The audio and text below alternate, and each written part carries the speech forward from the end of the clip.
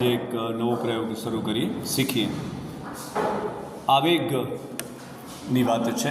ચહેરા ઉપરથી આવેગની અભિવ્યક્તિ ચહેરા ઉપરથી ઓળખી શકાય છે એવો એક પ્રયોગ છે. પહેલાં તો આવેગ એટલે શું? તો આવેગ એટલે શરીરની અંદર ઉત્પન્ન થતી ક્રિયાશીલતા કે ક્ષુબ્ધાવસ્થા કહેવાય છે. એવી પરિસ્થિતિ ઉત્પન્ન થાય કે જેને કારણે શરીરમાં ખળભળાટ થાય છે. મુખ્ય આવેગો 4 પ્રકારના છે: સુખ, દુઃખ, ક્રોધ અને ભય. પણ અહીં આપણે જે આવેગો જોવાના છીએ એ 12 પ્રકારના આવેગો છે.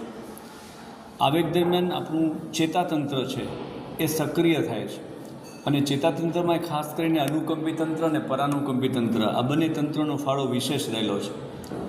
જ્યારે આવેગની પરિસ્થિતિ થાય ત્યારે અનુકંપી તંત્ર સક્રિય થાય છે, જેમાં શરીરમાં જુદા જુદા ફેરફારો થતા જોવા મળે છે.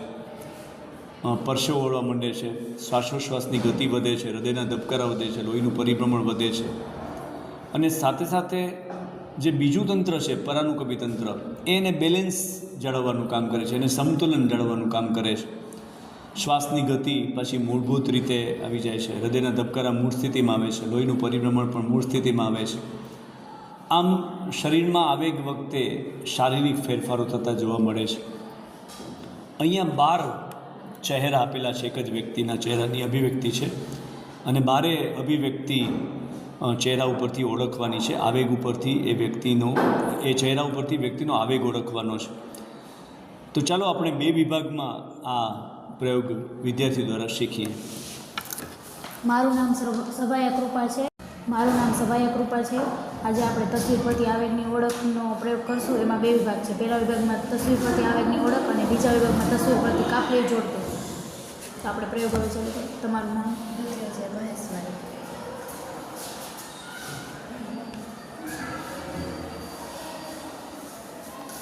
ઉંમર? શેમાં અભ્યાસ કરો? હવે આપણે ચાલુ કરીએ.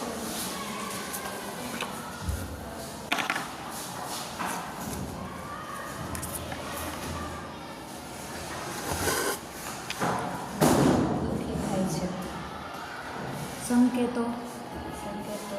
આંખ ઝીણી છે, વાળ આમ ફેલાય.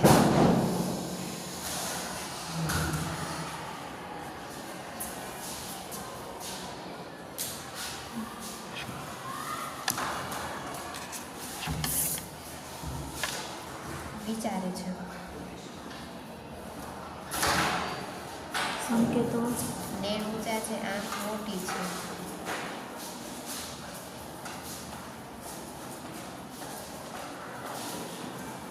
હવે આપણે બીજો પ્રયોગ કરશું.